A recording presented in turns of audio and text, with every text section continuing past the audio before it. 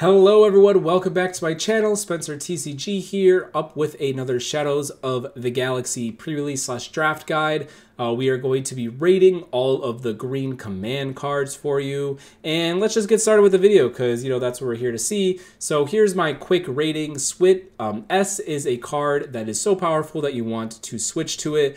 It's like, hey, play this card. It will win you the game. So play me, play me, play me. A are powerful cards. Things that will very much impact the board state, things that will make your opponent tremble in fear and don't want to play against, right? B are just your good cards that we're always going to include. We're probably never cutting B cards. That's what makes them a B. C cards are what our deck will be mostly consisted of. They're just fine cards. They're playable. It's not like they're bad, but sometimes they're a little bit weaker and we do cut them sometimes. But it's what our deck will be mostly consisted of. D are those niche cards that sometimes you see in your sideboard. Cards that we're probably resourcing more than we're playing. Cards that we might not even make the deck. And then F are just, they're too niche, they're terrible, they're too hard to reliably get value from, or their just stats are so bad that we never want to see the card. And yeah, that's my rating. Let's move on to the fun stuff and talking about the cards. First up, we have Hondo. He is a 6-cost leader. He has raid 1. He's a 3/7, so it gets a little bit better when we're attacking with him. When you play a card using Smuggle, you may give an experience token to a unit. On his other side, you can turn him sideways to do the same thing. Give an experience token when you play a card using Smuggle. Okay, a card can't just have Smuggle, it has to be using the Smuggle effect. So initially I gave Hondo a C rating, but after going through all the green cards, they do have quite a bit of Smuggle, and Smuggle does exist other places in the set. And because he gets that incremental value throughout the entire game, I'm actually going to give Hondo a B. While Smuggle cards are usually a little bit below rate, Hondo kind of makes up that difference. And when you're making up that difference with playing from your second hand, your resource pool, that actually can go a long way in a draft pre-release environment where things are a little bit slower. So Hondo is a good card. You probably want to be playing him over the other green leaders. He is a common, so you will see him a lot of the time. Another leader that you'll see all the time because he comes in your pre-release is Moff Gideon. He comes out at 5 resources. He's a 3/6 Imperial official, has Overwhelm, and then each friendly unit that costs 3 or less gets +1/+0 and gains Overwhelm while attacking an enemy unit. He also has that same-ish effect, attack with a unit that costs 3 or less. If it's attacking a unit, it gets +1/+0 for this attack. Sort of like a Jyn Erso effect, but it buffs your units. But it can only be played on units that cost 3 or less. I kind of wish it said, 3 attack or less, like, Rey does. But this thing talks about costs. And, how often are we playing cards that cost 3 or less? Maybe only on the first 2 turns of the game. And if that's the case, I'm really not getting much value off Moff. Awful. Also, he has Overwhelm, which is a great keyword, but he only has 3 attacks. So how much damage are we really leaking forward? And, giving Overwhelm to our other 3 costs or less is great. But again, how many of them do we have on our field? I think Moff Gideon, at the end of the day, is just a playable leader. And we're going to give him a C. It's not like, trash, tier, D, F. But it's just not the best. So, yeah, just a playable card. And we're going to give him a C rating. Next up, we have Jabba the Hutt. And he is a 7-costed resource leader that is a 2/12 underworld keyword. When deployed, another friendly unit captures an enemy non-leader unit, and you could turn him sideways as a leader while he's deployed to give another unit bounty. The next unit you play this phase costs 2 less. He has a similar effect on his non-deploy side. It says choose a unit. For this phase, it gains bounty. The next unit you play this phase costs 1 less. So the ideal situation for Jabba is that you have a 3/2, they have a 3/2. You use the Jabba effect to give their card bounty. They hit you in the face for 3. Then you swing at their unit, and your 4-cost card in your hand now costs 3, and you can play it on turn 2. Which is a cool effect. The problem is that you need to have the initiative for this to work. Otherwise, your opponent can just trade into your card or use a removal spell. You also need to play this you know, use its action effect and then hope your opponent doesn't respond in some way. If they make their card bigger by, you know, let's say giving it an experience token, you kind of just wasted an action when you could have been doing something else. I think this card has some hoops to jump through to work. I also think in draft and pre-release, I tend to keep cards that curve out, hands that curve out. So I'll keep like a 2, 3, 4, 5 hand. And if that's the case, I don't really need Jabba's effect because I'm already curving out, unless I'm somehow playing that 4-costed card on turn 3 or on 3 resources, and then that 5-costed card on 4 resources. And if that's the case, that's pretty good, but it really seems like the stars have to align for me, especially since I probably won't have the initiative if I took it the turn before to use his effect. So he might just be messing up my curve and just like, you know, sequencing the cards that I'm playing in a little bit different order. I'm not sure how strong this ability is. Like, obviously ramping is great, but it seems like a little bit difficult to use. His deploy side is amazing to take a unit, but requires that you have something else on the field, which I don't like, and that something else needs to be fairly healthy, otherwise your opponent can just get their unit right back. So it kind of seems like a winish more effect where you already have a unit that's hard for your opponent to deal with, and then you play Jabba and kind of secure the game by getting rid of your opponent's threats. I can kind of see that winning games sometimes, but Jabba only having 2 attack means his health, he's not going to pressure the health that often. He does obviously have 12 defense, so he's really hard to kill, but, you know, I don't really need to kill him. He only has 2 attack. He's not really that threatening. Him having that bounty effect on the leader side, the deploy side, doesn't really matter as well. Like, we're already into the fairly late game. Like, what are you really playing that to make cost 2 or less? I don't really see that coming up too often in a pre-release or draft format. Overall, I'm actually going to give Jabba just a C. I really liked Emperor Palpatine because he actually stole a unit and had 4 attack. This thing's just a little too weak for me, and I'm hesitant to give him anything more. I think that my advice to you guys is I would be playing Hondo a lot more often than we should be playing Jabba. I'm sure you guys see him, and, you know, if you think he's really insane and I'm wrong, let me know in a week. Come back to the video, leave the comment saying, I played Jabba, was amazing. But I think you'll want to be playing Hondo more than Jabba. Next up, guys, we have Outland TIE Vanguard. It is a 2-costed space unit, is a 2/1. When played, you may give an experience token to another unit that costs 3 or less. I really hate that you have to give it to another unit. I really wish you could give it to itself because this card costs 2, so we're probably playing it on turn 1. I really wish it was like a 3-costed 3/2 that did the same thing, because then I could at least buff what I did turn 1.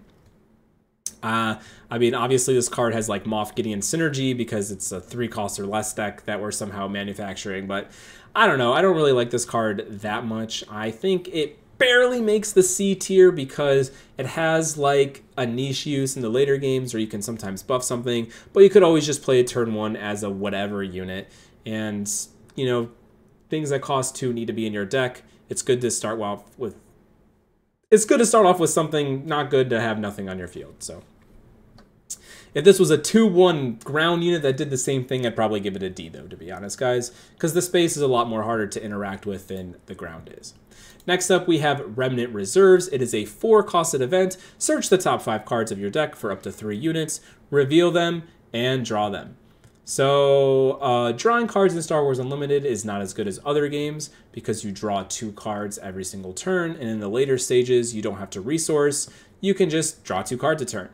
But, you know, sifting through 5 is like an okay amount, but getting 3 cards is, you know, a decent amount.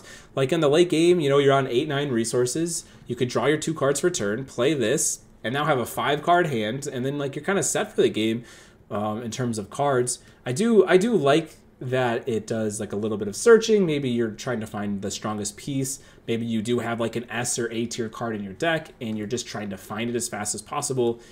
This will make that card just a little bit better in your deck. I could see myself cutting this card sometimes and trying probably resourcing it the majority of the time, but like finding those avenues where I actually do like playing it will come up. I'm going to give this card a C because I do think it does something that's strong-ish, but a little bit niche, so I think it barely makes that C rating. All right, we're not playing Phase 3 Dark Trooper because it's a starter deck card. So next up, we got Warbird Stowaway. This card really good with Hondo. It is a 3-costed 2/3 Underworld unit.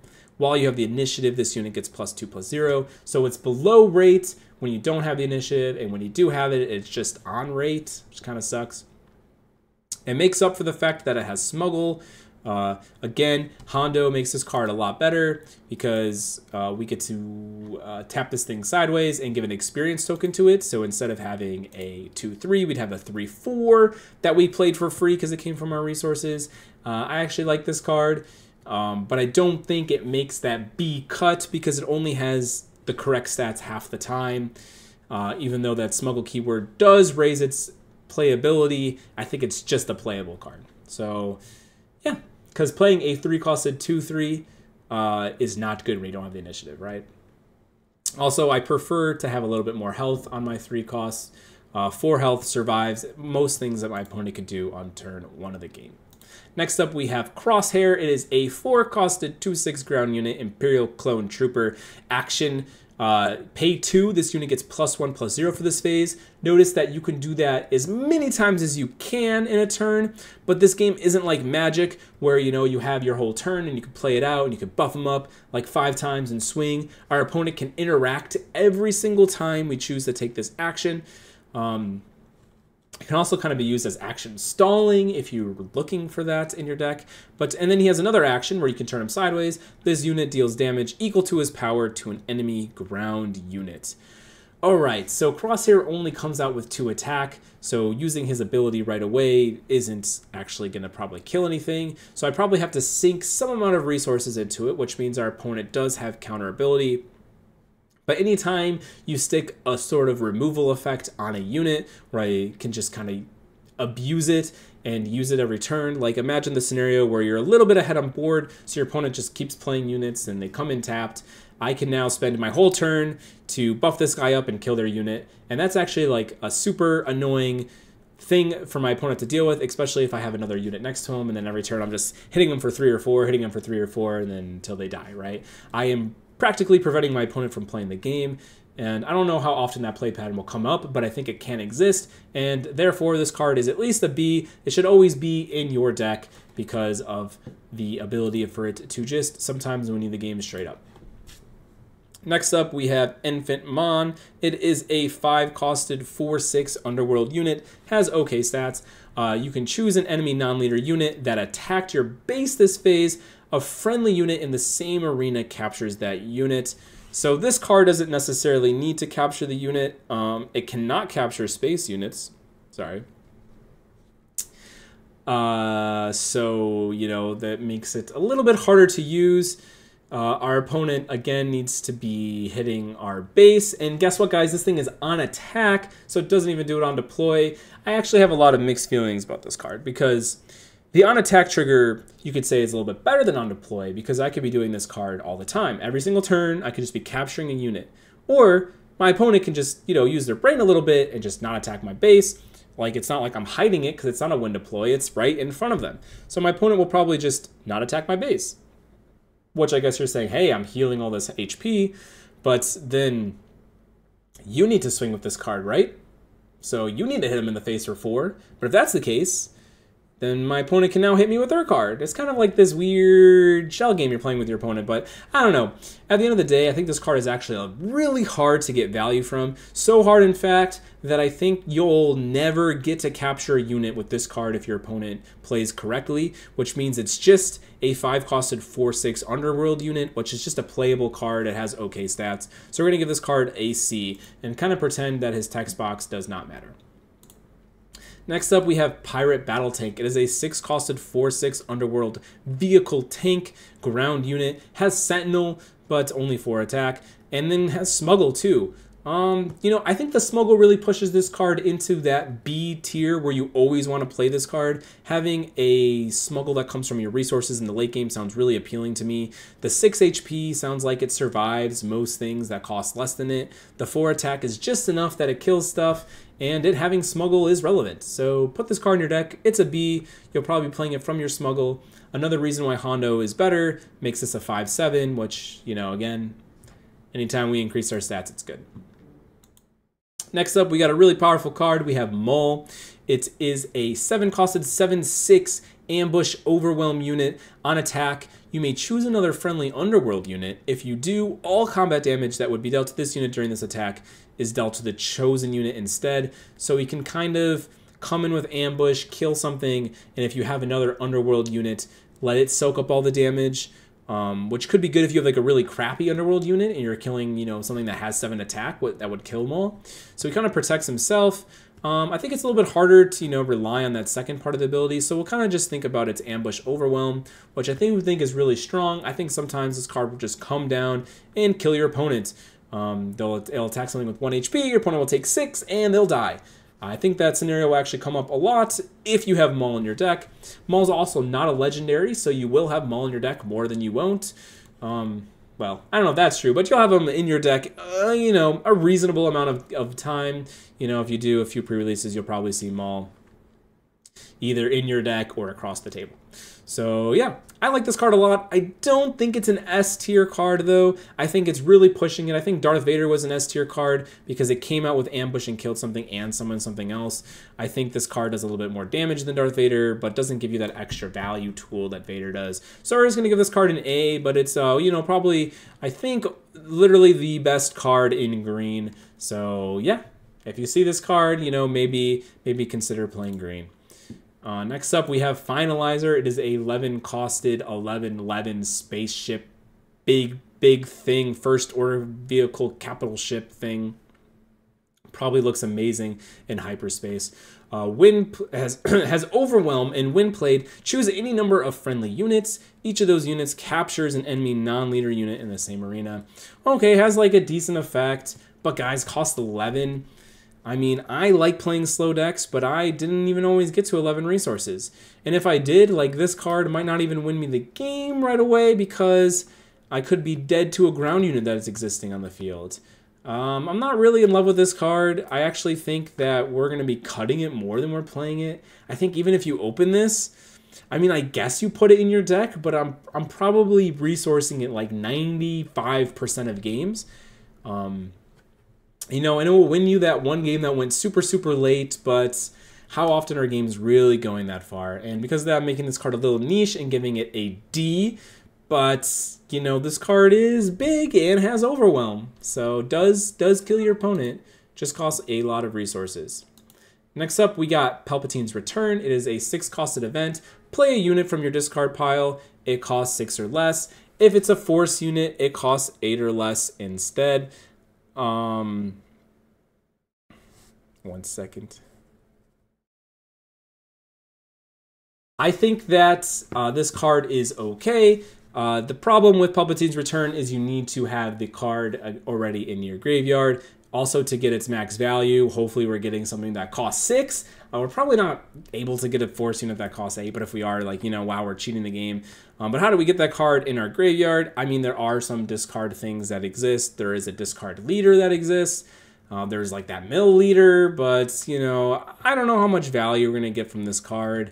I'd rather just play a card that costs 6 that's strong. I think people are going to open this and be like, oh, cool, like Reanimator, but, it's not that strong. It's not like cheating out resources. I think cards like this actually should be cheating out some cost in some way. Like, it should cost 5 and be able to get back a 6 cost, or just not have that initial, tag and just be able to get an 8 cost or less. Like, I think it's fine to have strong Reanimate type effects that exist, especially when there could be counterplay and constructed. So I think this card actually just missed the mark a little bit. I think it could be a little bit stronger. And because of that, I think we're cutting this card some of the time, and we're going to give it a D. So Palpatine's Return is just a D. We already talked about the Jabba. Next up, we got his pet. We have Jabba's Rancor. It is an 8-costed 9/9. If you control Jabba the Hutt as a leader, this unit costs 1 less to play, which does make it a lot stronger. So this card, we'll talk about it in general, but, if you do have Jabba the Hutt as a leader, this card is a lot better. This card costing 7 is better. When played and on attack, deal 3 damage to another friendly ground unit and 3 damage to an enemy ground unit. I don't like the idea that we have to be hurting our own stuff to deal damage, but this thing has 9 health, so, you know, make it a 9/6 and maybe hopefully kill off our opponent's card. That's a pretty strong effect. It's a little bit expensive, so we're just going to give it a B. I mean, it is huge, though, a 9/9. I think this card is pushing A, and I think when you are Jabba, this card is definitely an A card pushing S, so I think we're going to give it a B+. It's almost an A card. I just... don't like the effect that the 3 damage like has to be done every time. So like, imagine this scenario, you play it, it's the only thing on the field, it becomes a 9/6, your opponent swings into it and not only has 3 health left. Well, you know, I guess the one thing it does, it has to be another friendly ground unit. But yeah, never mind guys, it doesn't hurt itself. I was thinking it hurt itself for a second. So yeah, I think this card, is okay. I just don't like that it has to hurt other things. So in that same scenario, it's probably better when it's the only thing on your board if you're not trying to deal like these little parts of damage. So glad we caught ourselves there. Next up, we have Salacious Crumb. It is a 1-costed 1/3. Has kind of an interesting card. It's not really a Star Wars. A limited card feels more like a Hearthstone-y card to me. But when played, heal 1 damage from your base. In action, return this unit to its owner's hand. Deal 1 damage to a ground unit. So this card is incredibly slow at dealing that 1 damage because remember cards come in tapped already and you have to use it. You have to tap it to use its effect. I kind of wish you didn't, but then maybe I guess it would be too strong. The 1 damage we're healing from our base probably doesn't ever matter. The 1 damage you're doing to a ground unit is a great effect, but it's so slow, guys. It comes out, it has no attack, it has only 3 defense, so it dies to most things. I don't really like this card. I think it's just going to make the D cut because it does some cool things that not a lot of other cards do in this game, but this card is barely a D. And yeah, I think I just finished all the black-green cards, and these are some of the lowest ratings that I've given on a color set. Usually things are more B tier when you're actually talking about the things that are 2 colors. So I would say green-black is actually a little bit weaker than the other colors straight off the bat. Now we're finally going on to the green good guys, and we are on the leaders. So we have Boba Fett is a 4/7 Underworld. Each other friendly unit that has 1 or more keyword gets +1/+0. I really do like this effect because a lot of things have keywords. The thing I don't like is that his hero ability over here when he's on his non-deploy side, when you play a unit that has 1 or more keywords, you may exhaust this leader if you do give a friendly unit +1/+0 for this phase. The nice part about this card is it doesn't have to be the unit that you play. It can be something else that's on the field. But the problem with it is it's only this phase, which I really don't like. Like, we're only getting a little bit of tiny value from it, and we're not even getting it all the time because it probably has to be to another unit for us to get the value.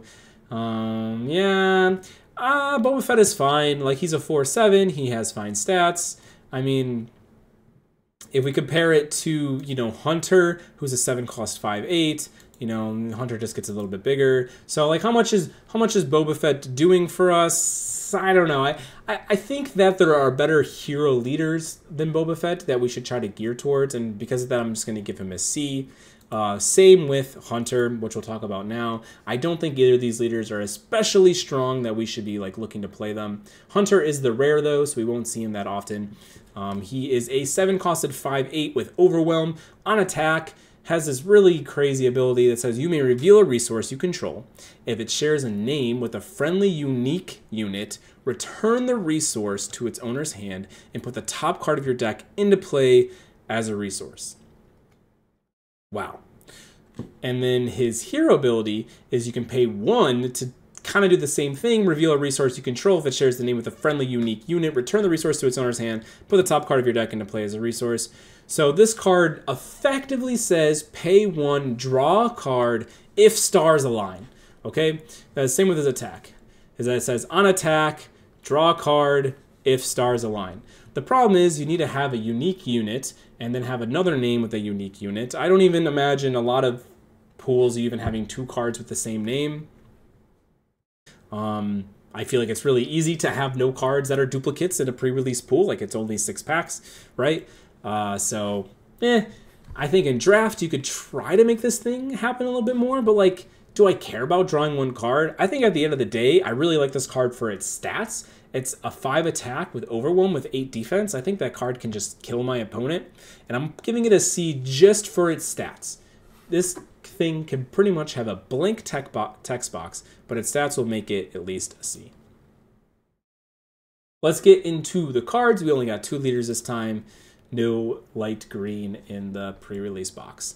We have Clone Deserter. We see this card in every color so far. Something like it is a 1-costed 2/3 Fringe Clone, has Restore 1, and Bounty Draw card. Again, I'm going to give this card a D like I did the other ones. I don't like the draw card tag. I don't like giving my opponent this free value. The Restore 1 is very small. This card really only wants to be played on the first turn of the game. I'd rather just play a 2-costed 2/3 that has no text box than this card. That card would be a C. It would be playable. This card, a little bit not. All right, so play this card if you absolutely have nothing to play turn 1, but otherwise cut this card from your deck. It is a D. Next up, we have Maz Kanata. Kanata? Probably not saying it right. See, that's okay though. We have a 1-costed 1/1 Underworld unit. When you play another unit, give an experience token to this unit. Sorry guys. This card is okay. Like, the problem with it is that I need to play it on the field and say, hey opponent, do not do anything to my special card as I grow it in strength, right? And our opponent's going to do something because it has very, very weak stats. I play it, they kill it. All right, GG. You play turn 1, you take the initiative. Okay, now you have a 2/2. That's still gonna die, right? So this card just dies most of the time. I don't know, like the scenario where you can like play it and buff it forever. That'd be like super cool. I don't know how you're doing that. It's probably not gonna happen ever. So we're gonna give this card an F. Next up, we have Freetown Backup. It is a 2-costed 1/4 Fringe unit ground. On attack, give another friendly unit +2/+2 for this phase, and has Smuggle. I like this card a little bit. Its stats are fine. Like, it's gonna live most of the time. I like that it has Smuggle. I like that, you know, I could play this card with Hondo. You know, the Smuggle cards are gonna be really interesting because would you pay like all these extra costs to have Smuggle in your deck? Maybe, because they're like, you know, from my resource, so they're free, and Hondo's making them bigger, which is another reason I like Hondo. But would I really play 6 for a 2/5? I don't know. But a 6 for a 2/5 that doesn't come out of my hand that makes other things bigger? Maybe. Right? Right? Maybe. And I think Hondo just does that to the cards. But anyway, giving another friendly unit +2/+2 for this phase is fine. Like, it doesn't stay forever, which sucks. But it's something. It sucks that I can't give it to itself. So this card overall is just, bleh. I think it's just a C. You play it sometimes, but I definitely could see myself cutting it. Play it when you need more 2-drops in your deck. Next up, we have Sundari Peacekeeper. It is a 3-costed 1/5 with Raid 2. This thing is definitely below statted, but once it has the Raid 2, it definitely goes up to stats. And also has Restore 2. Overall, this card is pretty generically fine. I don't like that our opponent can pretty much attack it for free and not take any damage, but it has, you know, decent attacking power, and our opponent can't just ignore it because it has Restore 2 on it. I think this is just a solid playable card. If you need more things that say Mandalorian, then this will want to go into your deck. Next up, we got Echo. It is a 4-costed 4/4 Fringe clone unit. When played, you may discard a card from your hand. Give 2 experience tokens to a unit in play with the same name as the discarded card. Has a really strong effect, like really strong, if you're able to, you know, have these duplicates in your deck. But otherwise, we'll just treat him as a 4/4 with Restore 2, which I think is a decent card. On the off chance that you're ever able to use his ability, I think I'm going to push Echo up to a B. But I think it barely makes that B rating. I think that, like, you like having Restore in your deck, so this card should probably just always be in your deck anyway because its stats are just good enough. And hey, maybe we'll have multiple Echoes. Next up, we have Modded Cohort. I guess we could talk about its rating. Oh, it's an uncommon, so maybe we could get 2 of them. We have Modded Cohort. It is a 4-costed 2/4 Underworld unit. It has Ambush and Raid 2. This thing is a little bit below statted, but goes up to stats with Raid. Well, should be a 4/5, but goes up to stats with Raid. But it has ambush, so it's always going to be getting that 4 damage in when you want it to. And I like ambush cards. We're going to give this card a B. Put it in your deck. It's pseudo removal. Next up, we have Aldalfi Patrol Ring. It is a 5-costed 4/6 space unit. Vehicle, fighter. When played, you may attack with a unit. If you have the initiative, it gets +2 for this phase. So it's kind of like a Fleet Lieutenant, but it can be with any unit, but you need to have the initiative. But it is also just a 4/6 space unit, so it actually has like decent stats and has action compaction. So, you know, playing it and attacking and then getting the initiative right after that means yet you'll keep the initiative in the future, which is nice. The only thing that sucks is that you originally had to have the initiative. Yeah, I like this card. I think it has good stats for a space unit. I think it always goes in your deck. It's going to be a B. Nothing too special, though. Next up, we have the Marauder. It is a 5-costed 4/5 with ambush. Choose a card in your discard pile, put it into play as a resource. If it shares a name with a unit you control, a lot of these share name effects. I don't really know if we can have synergy in pre-release. Maybe draft, you know. Again, these ratings are for draft. I'd say, like, if you're able to, you know, piece together the Marauder, Hunter, Echo, and find multiple 2-3 copies of these cards, like, we're probably increasing the rating that I've given them at least by 1. So keep that in mind. I like things with ambush, though. This is ambush in the space, so it's a little bit down for me, but it can still kill space units, and because of that, I'm going to give it a B. This is like a B-. I think this card is a little bit better out of the sideboard. I think we'll probably just end up playing it to have more space units, but if we see that our opponent's really space heavy, we're definitely going to want this card somewhere in our list. Excuse me. Next up, we have the General. He is a 6-costed 5/7 rebel. When played and on attack, choose a friendly unit. If it has Sentinel, give it +1/+1, an experience token. Otherwise, it gains Sentinel for this phase. I actually like this card a lot. You could play it, give it Sentinel, protect yourself, and then every turn after that, you're either buffing something up or giving things Sentinel. If you already have the Sentinel unit, it gets stronger. If you don't have the Sentinel unit, you're protecting yourself. I like this card a lot. I think it's a B. I think that you play this card every single time. I think its stats are good enough that we don't feel bad about playing it on 6. Like, it should be a 6/7, but its effect, I think, makes up for it, right? Because at least it can always come out and give itself Sentinel, right? It can choose itself. Next up, we got Inspiring Mentor. It is an upgrade, a 2-cost, attached to a non-vehicle unit. Attached unit gains on attack and when defeated. Give an experience token to another friendly unit. You guys know how much I love upgrades, but actually this one has some value when it gets destroyed, right? If our opponent kills our unit right away, we can give an experience token to another friendly unit. So if you play this when you have multiple units, you'll always be getting value from it. And it threatens our opponent every single turn with that on attack trigger. So much so that I actually will give this card the highest rating. I give upgrades most of the time, and that's going to be, I guess it'd be this one of the ways for you guys. This card's going to be a C. If you like upgrades, put this card in your deck. It is a playable upgrade. Next up, we got Spark of Hope. This is a weird one to evaluate. It is a 2-costed event. Choose a unit in your discard pile. If it was defeated this phase, put it into play as a resource. So I guess we're probably, unless we're doing some Han Solo shenanigans, we're probably doing this on, you know, not turn 1, turn 2, turn 3, to get a little bit of ramp for ourselves after a unit trades. I mean, I guess in that case, we could kind of rate it as like a resupply that is harder to use, and resupply was definitely a playable card. I think if you have late game cards, you want Spark of Hope in your deck, but I don't think it's like, you know, anything too special, and it's just going to be a C. And the last card we have in the good guy green color is Rule with Respect. It is a legendary, so you won't see that often. A friendly unit captures each enemy non-leader unit that attacked your base this phase. This card is a lot better when your opponent doesn't know about it, so after they see it the first time, our opponent might be playing around it. But, I mean, this card is probably only good in the way that you have a unit, our opponent is trying to pressure us for game, ignores our unit, and swings at our base with a bunch of stuff, and then you play this to capture all of them. Muhahaha. but then you're protecting one unit. So I really hope you could protect that one unit, because if you can't, you're getting destroyed. I don't know what point in the game that we'd want to play this. Man.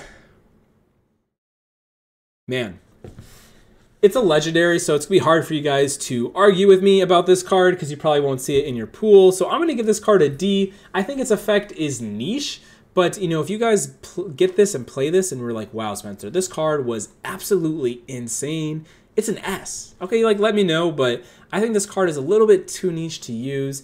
I, can't really imagine good scenarios for it working out for me. I can actually imagine more scenarios where I get punished for having this card in my deck. So, yeah, just a D. I don't want to encourage myself for my opponent to attack me in the hopes that I can try to beat him with this card. That seems like I'm trying to kill myself in the hopes that the stars align. Alright guys, we're finally to the green color. We're going to go do the double greens first. And this card is actually one of the strongest cards we're going to talk about. We got Enterprising Lackeys. It is a 4-costed 5/5 double green symbol. When defeated, you may defeat a friendly resource. If you do, put this unit into play as a resource. We have infinite lackeys. Guys, if our opponent kills this, it becomes a resource pretty much. Replace it with an old resource, and better yet, it has Smuggle. Holy moly. This is an insane effect. Would I pay 6 for a 5/5 that says when defeated, go to my resource and play it later? Yes, I'd play that card. This card is insane. I think that even if I wasn't double green, I would pay 8 for an infinite 5/5. I think those stats are just big enough that I can justify playing this at almost any part in the game. And again, it's really nice because it doesn't have to come from hand, so you could do it whenever you want to, and you'll know that if your opponent clears it, it's coming back next turn. And that's insane. So this card is definitely an S. It should definitely move you towards wanting to play the green color, because again, I don't care that it's double green. I'll pay the extra 2 to have this infinite card in my deck. Now, if you are double green somehow, this is like an S+. A 4-costed 5/5 is above rate, and it can never die. And this is like the reason to go double green in draft if you see this card. Like, holy moly. This is a good card. Definitely going to see constructed play. It's going to make control decks so mega cringe. That's for sure. It's going to make that Force card, Force Lightning, see some play. All right. Next up, we have some way worse cards. I think I need to scroll a little bit. We have Enforced Loyalty. It is a 2-costed event. Double green, defeat a friendly unit if you do draw 2 cards. I don't even know if I would pay 2 to draw 2 cards. The fact that I have to defeat a unit is insane. The fact that I'm probably paying 4 for this makes it even insaner. This is an F-, never play that card. Next up, we have Endless Legions. It costs 7,000 resources, reveal any number of resources you control, and win the game. This card costs a little bit too much, and by a little bit I mean a lot. If I gave Finalizer a D, this card costing 3 more, but sometimes 5 more, most of the time 5 more. I'm not paying 16 resources, guys, in a game. How many cards would I have drawn that game? So we start with 2, and then another 14 times 2, 28, 34.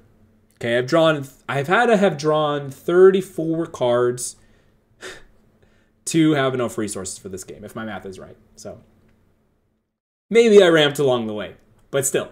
As you can see, maybe this card will instantly win you the game, but I don't imagine any scenarios where we're getting to 14 resources and somehow being able to do this. Okay, so F, don't play Endless Legions. Don't try to make a deck around it unless you are looking to have a good time, not a fun time. Or a fun time, not a good time. Yes. Next up, we have Warzone Lieutenant. It is a 1-costed 2/2. This card is bad. Don't play it. I'm going to give it a D because if you don't have a turn 1 play, you just have to play Warzone Lieutenant. But cut this card most of the time. It has bad stats. I'm not in love with 1-drops anyway. Next up, we have Collection Starhopper. It is a 2-costed 2/2 with Smuggle. It's a space unit. It's a little bit below stats. If you need a turn 1 play, you could put this in your deck. Maybe in the later game, you could play this card from Smuggle, and if our opponent is Space Light, it gets to do 2 damage every turn. It's just a fine card. We'll give it a C. Next up, we have Privateer Crew. It is a 2-costed 2/2 Underworld unit with Smuggle for 6. When played using Smuggle, give 3 experience tokens to this unit, which is dope. So it comes out as a 5/5. If we played Hondo, it'd be a 6/6, which is big. I like this card. It's a turn 1 play that I probably don't want to be doing turn 1, but I can if I have to. Otherwise, if I draw it in conjunction with another 2-drop, which is ideal, I resource it and say, hey, I have a 5/5 on turn 6 for free, which is pretty nice. So yeah, this card is definitely playable. I'm going to give it a B-. B. Put this card in your deck. I like its value. It's definitely a straight up B in Hondo. I just like Smuggle cards because they're free. Next up, we have Scanning Officer. It is a 2-costed 2/3 Imperial Official. When played, reveal 3 enemy resources. Defeat each resource with the Smuggle keyword, reveal this way. For each resource defeated this way, its controller puts the top card of their deck into play as a resource. So you're pretty much just fetching for their Smuggle cards.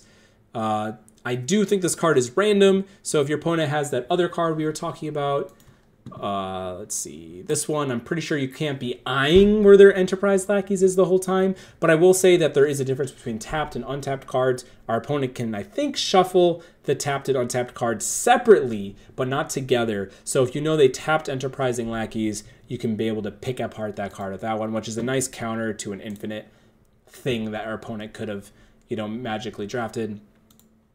Enterprising Lackeys is a rare, by the way, so that card will come up quite often. It's not a legendary. So I do like this card. It has on-rate stats, which we actually haven't really been seeing in the green color, which is unfortunate. So when you see this card, it should probably just always be in your deck as a B, and it has this, additional effect. So this card is a solid B. Put it in your deck. Sometimes it will take away those smuggling tools from our opponent, but it's just an on-rate card. Next up, we have 3-resource 3/2 Cobb Vanth is a Fringe Official. When defeated, search the top 10 cards of your deck for a unit that costs 2 or less and discard it. For this phase, you may play that card from your discard pile for free. He's fine. He's not getting anything insane. Sometimes he might get nothing. Sometimes you have to not take the initiative if you think they're going to kill your Cobb, which is, I think, some of his downfall. But overall, I think he's a B because he does offer you a little bit of value. He does die to a lot of other things, but he does summon something else for free sometimes. So we'll give him a B. He should probably always be in your deck unless you literally have no 2-drops. Next up, we have Outlaw Corona Virus. It is a 3-costed 3/5 Underworld Vehicle Capital Ship with Bounty. Put the top card of your deck into play as a resource. Oh boy. I don't like ramping my opponent. It is not ideal for us. It does have good stats as a space unit, so I would only put this card in your deck if you really need space units or our opponent is playing a deck that has very, very light removal and no space units whatsoever, so that you know that this card will stick and hit our opponent a lot of times. But ramping your opponent into their leader can be really bad. Like if you play this card and our opponent uses a kill spell and now gets to play their leader 1 turn sooner, I think you're going to lose a lot of those games. And because of that, this card's a little bit niche. I think has spots where it can exist in the sideboard, but you need to be smart and clever about those spots. Otherwise, you could just lose the game. So Outlaw Coronavirus is a D. Next up, we have Reputable Hunter. It is a 3-costed 3/4 Bounty Hunter. If an enemy unit has a bounty, this unit costs 1 less to play. Cool. This card is on rate. 3/4. Sometimes it costs 1 less. I'll say, in all the scenarios that it's a 3-mana 3/4 cost is a C tier. If our opponent plays a bounty turn 1 and we're able to play this for 2, then it's a B tier. I don't know if I want to evaluate this card as a straight up B. I just like 3-mana 3/4, so I'll probably always put this card in my deck anyway. So for me, it's a B-. When it gets to use its effect, it's like a B, B+. Cheating is always fun, especially since this card will probably kill the bounty card that our opponent just did. I will say in Jabba, this card is a lot better because then it is actually just a 2-resource 3/4. Next up, we have, not going to try to say its name, Heavy Fighter. Fine, I'll do it. Caraxi. Caraxi Heavy Fighter is a 4-mana 3/3 Overwhelm. When on attack, you may exhaust another friendly unit If you do, this unit gets +3/+0 for this attack. It's below stats and makes us exhaust something else to get bigger, which means we're losing the damage from the thing we exhausted. It has Overwhelm. I'm not in love with this card. I think if you need space units, this card will probably end up making the cut. And I think it has an effect that you'll sometimes use, and so we'll put it in the playable space of a C, but I can see myself cutting this card sometimes when I have more than enough space units. The more aggressive your deck is, the stronger that card will probably be.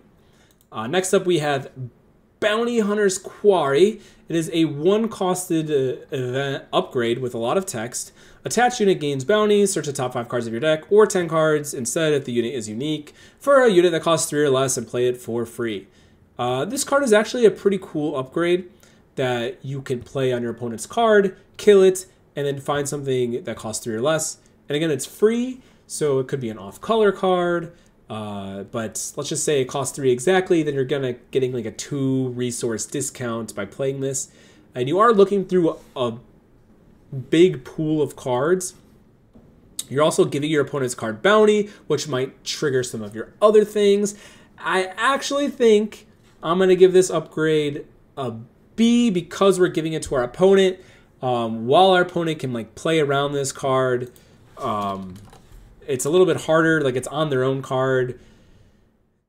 I think that, yeah, I don't know. I think this card does enough. I think it costs 1 and it can bring out something that costs 3, and a lot of the times it does.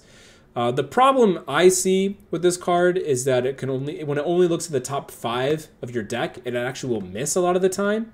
So I will say it's going to be a B tier when you play it on a unique unit, and probably a C when it's not. Maybe even a D when it's not. So I really think this card should be played on a unique unit, but its effect is like strong enough that I want to say that it should always be in your deck. Just make sure you're playing it smartly or resourcing it when you don't think it's going to work out for you.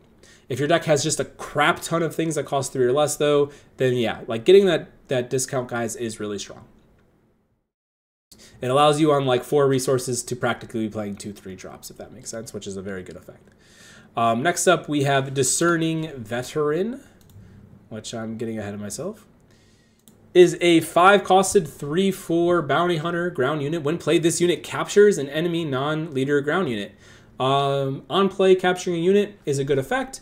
Yes, this card can be removed, but if temporary removal is always strong, we're going to give this card a B. It should always be in your deck. It is nice just getting rid of a problem, even if for a turn. Excuse me, you could kind of imagine the card that costs 2 that taps your opponent's card and like freezes it for a turn. This card kind of does that effect if they remove it the following turn. So just keep that in mind. Yeah. Next up, we have Legal Authority. It is a 2-costed upgrade, +0/+2. Attached unit captures an enemy non-leader unit with less power than it. Put the capture card face down on the attached unit. I don't like the clause where it says to have less power. I do like... Oh boy. I mean, these upgrades, guys, are some of the better upgrades we're seeing because they have these on-play effects, which make them a lot more playable. But, you know, when we get 2 for 1, our opponent just gets the card right back. I don't like that it has to have less power. I mean, this card seems to be way stronger later in the game when we have, like, I don't know, like a 6-attack thing and we're just capturing stuff. But otherwise, yeah, it seems kind of niche. The upgrade +2 health is, like, really non-existent. I'm going to give this card a D. I think it's just a little bit hard to use and hard to, like, you know, get value from. Next up, we got... We're almost done, guys, and I have like 3,000 takes on this video, so I'm getting winded. But I can make it through, and you guys can make it through. If you're at this point in the video, thank you so much for watching, as always. I really do appreciate you guys supporting the channel. All right, so we have a 2-costed upgrade, +0/+0. Attached unit gains bounty. Put the top card of your deck into play as a resource. And my cat's meowing. Sorry, guys. So, I mean, again, this is kind of a weird way to ramp. So you attach this to your opponent's card and you hope to remove it and then gain a resource.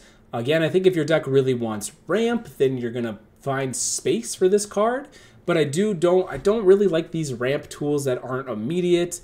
They feel a little bit worse. It could take a while for you to kill your opponent's card. Like, you can't just kill their card whenever you want on demand. The situations where you do, which is going to feel like a normal ramp tool. I'm going to give this card a C, as I did the Spark card, just because it's like a hard-to-use ramp tool. Next up, we have the Darksaber. It is a 4-costed, 4/3, has a lot of hype around it. Upgrade. Attached to a non-vehicle unit. While playing this upgrade on a Mandalorian unit, ignore its aspect penalty. Attached unit gains on attack, give an experience token to each other friendly Mandalorian unit.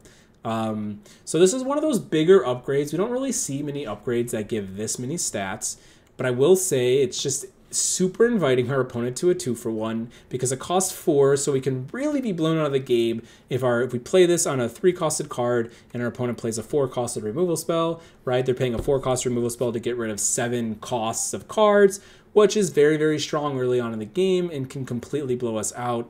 Also, the idea of giving Mandalorian units experience tokens won't come up as often as you think because this is a pre-release pool. Now in draft, where we can have many more Mandalorian cards, you know, this card can see more value, but again, it's really risky to play.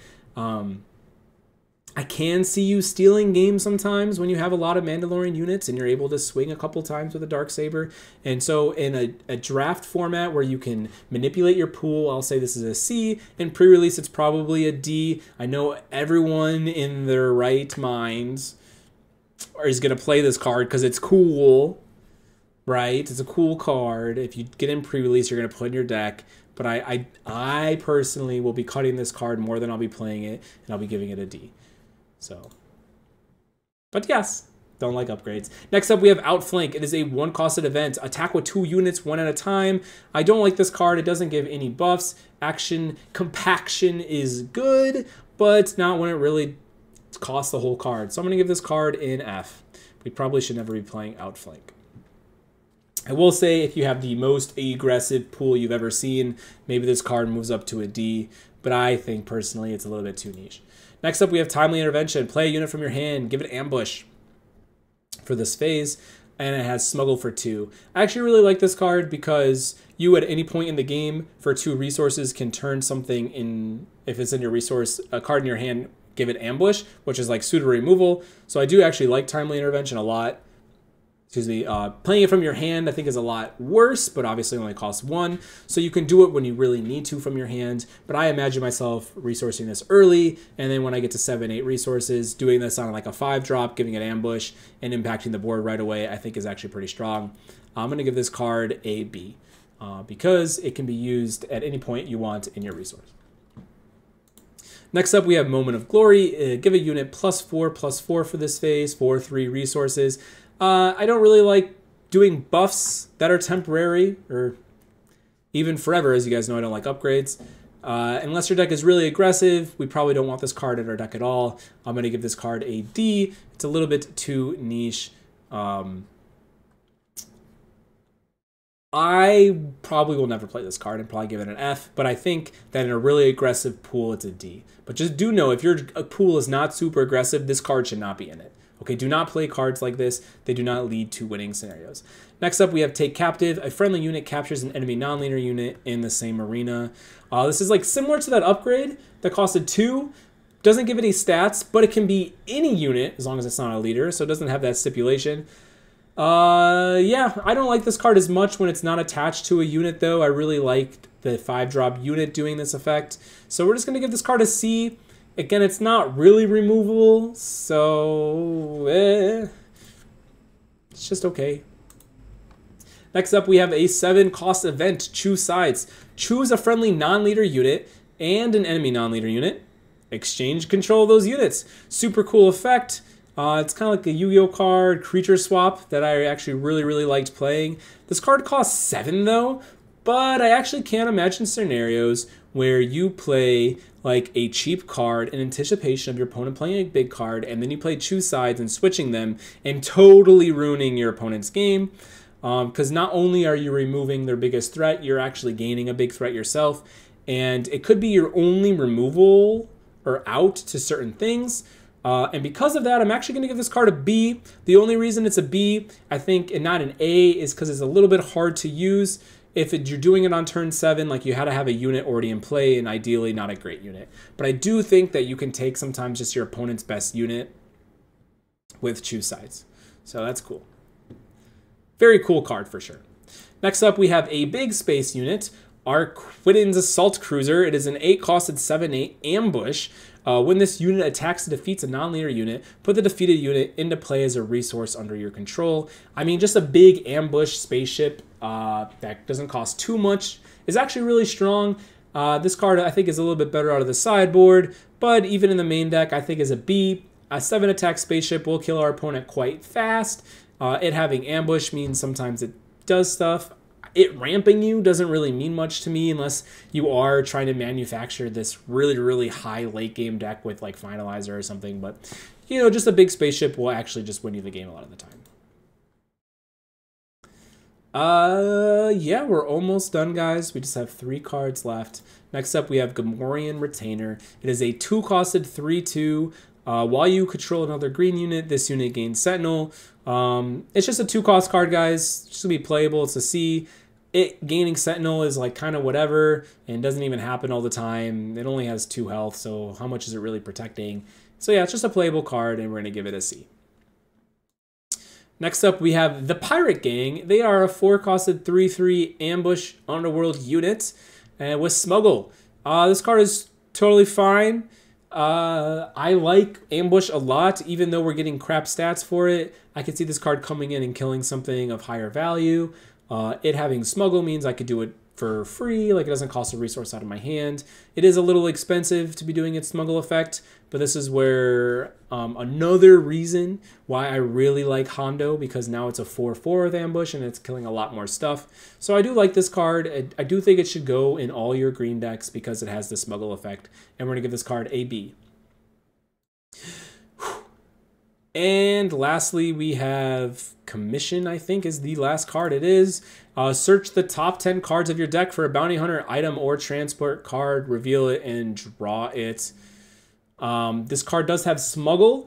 You should probably never play this card from hand, unless it's like later in the game, I guess. You just really need something. But from Smuggle in the late game, this card will just find you something.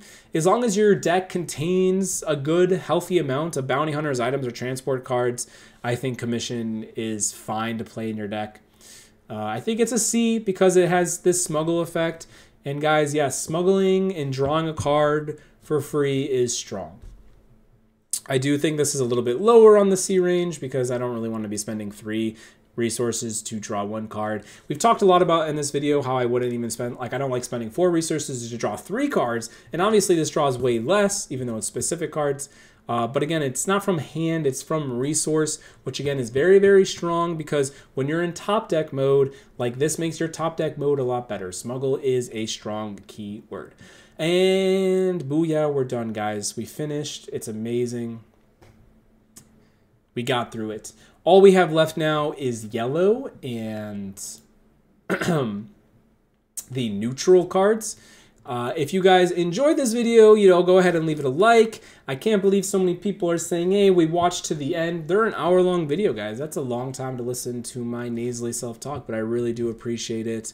If you guys have any advice for different ways to do these rating videos in the future, please let me know. Otherwise, guys, thank you so much for watching, and as always, peace.